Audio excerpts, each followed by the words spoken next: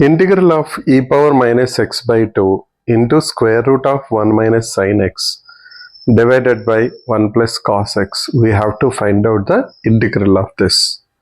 Now we see e power minus x by 2. Generally we know about integral e power x, but we have minus x by 2.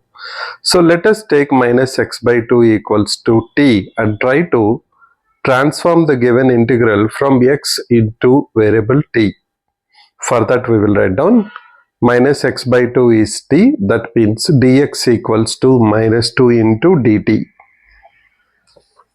Now let's go back to the problem. We can write it as e power t integral of 1 minus sine of x, which is equals to minus 2t, divided by, in the denominator we have 1 plus cos x, so that will become 1 plus cos of minus 2t, into dx is minus 2 dt. Now we can bring the minus 2 outside, so we'll have minus 2 into integral of e power t into square root of 1 minus sine of minus 2t. Now we know sine of minus theta is minus sine theta and cos of minus theta is cos theta. So the numerator will become 1 minus of minus sine 2t or 1 plus sine 2t, because we know that sine of minus theta is minus sine theta. And in the denominator we will have cos of minus 2t, that is cos 2t, so it will remain as 1 plus cos 2t, which is equal to 2 cos square t. Now when we go to the next step, our focus is on how to remove that square root in the numerator.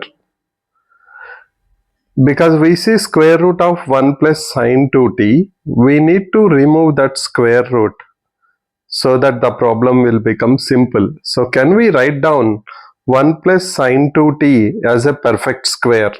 For that we will write down minus 2 integral of e power t into 1 can be written as sine square t plus cos square t, and sine 2t is 2 sine t cos t. So we can write down 1 plus sine 2t as sine t plus cos t whole square, so that the square and square root will cancel in the next step.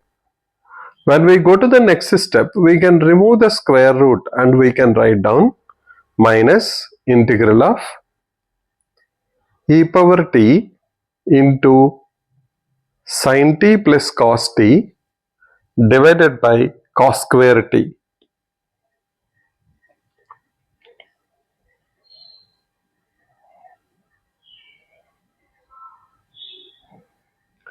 Now we see that this problem seems to be of the type now where you have integral of e power x into f of x plus f dash x. Then we know the integral is e power x f of x plus c. So we need to have a function with its derivative. So let us separate it and see. We will have in the next step minus of integral of e power t into sin t by cos square t, that is secant t tan t, because sin t by cos t is tan t, 1 by cos t is secant t, plus cos t by cos square t, which is 1 by cos t, that is secant t. Now if you observe secant t derivative is secant t tan t, that means our function is secant t, then its derivative is secant t tan t. So now we can leverage that the integral of e power x into f of x plus f dash x dx is equals to e power x f of x plus c. Here our x is t and our f of x is secant t. So the integral will be now minus of e power t into secant t plus c. But what is our t? T is minus x by 2. So we can go back and substitute minus of e power minus x by 2 into secant of minus x by 2